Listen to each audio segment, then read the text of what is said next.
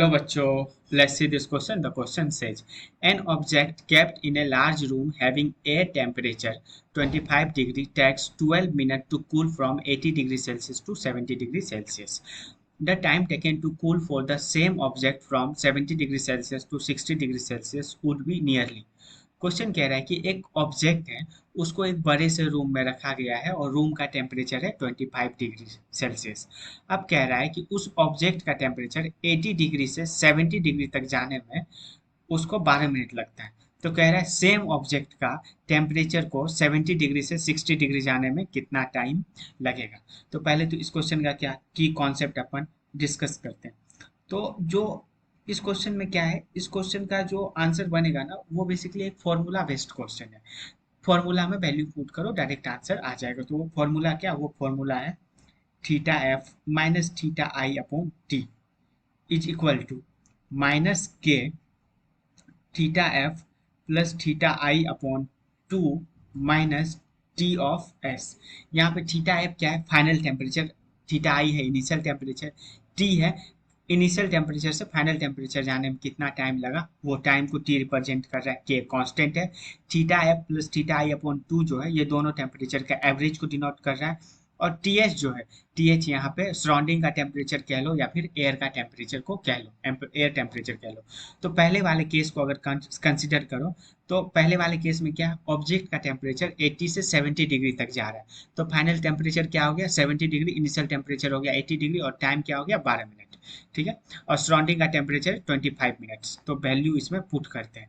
ठीक है, तो इसमें वैल्यू पुट किए तो ये आ गया 70 डिग्री माइनस 80 डिग्री और टाइम है 12 minute is equal to minus k और दोनों का एवरेज, इस दोनों का एवरेज लिए तो 80 प्लस 70 150, 150 अपॉन 2 75, दोनों का एवरेज कितना हो गया 75 डिग्री माइनस टी एस क्या है सराउंडिंग का टेम्परेचर मतलब 25, तो 75 माइनस 25 कितना आ गया 50 डिग्री, राइट। अब ये 70 में से 80 गया तो ये आ गया माइनस 10 अपॉन 12, तो ये आ गया minus 10 upon 12 is equal to minus k into 50 degree. अब देखो ये माइनस कट गया, ये 10 और ये 12, 6 और 5 मतलब 2 से कट गया, और ये 5 इसको 5 मतलब 10 टाइम्स में काट दिया। तो यहाँ से के का वैल्यू क्या आ गया, यहाँ से के का वैल्यू आ गया, ये 10 नीचे गया तो 1/6 इंटू 10 मतलब आ गया ये 1/60 के बराबर। अब आते हैं केस 2 में। केस 2 क्या है कि 70 डिग्री से डिक्रीज होकर ये 60 डिग्री तक जाता है, तो टाइम पूछ रहा है। तो फाइनल टेम्परेचर क्या आ जाएगा 60 डिग्री, इनिशियल टेम्परेचर क्या आ जाएगा 70 डिग्री। तो अब बस वैल्यू पुट करते हैं फॉर्मूले में, तो वो आ जाएगा 60 degree minus 70 degree upon T upon minus के था यहाँ पे माइनस के, तो के जगह पे हम लोग क्या पुट करेंगे 1/60, तो 1/60 उसके बाद दोनों का एवरेज था, ये दोनों का एवरेज है, तो दोनों टेम्परेचर 70 और 7 का एवरेज कितना हो गया 130 अपॉन 2 65, ठीक है। और 65 में से ये टी एस डिक्रीज करेंगे, टी एस कितना है 25, तो दोनों में से डिक्रीज किए तो 65 में से 25 को डिक्रीज किए तो ये आ गया कितना 40 के बराबर। ठीक है, तो ये 40 उसमें पुट कर दिए इस पूरे के जगह पे, तो यहाँ पे आ गया 40 डिग्री।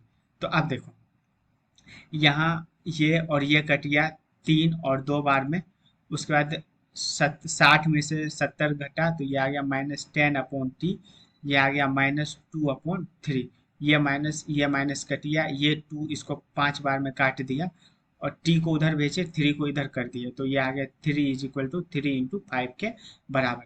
तो 3 इंटू 5 कितना आ गया 15 मिनट।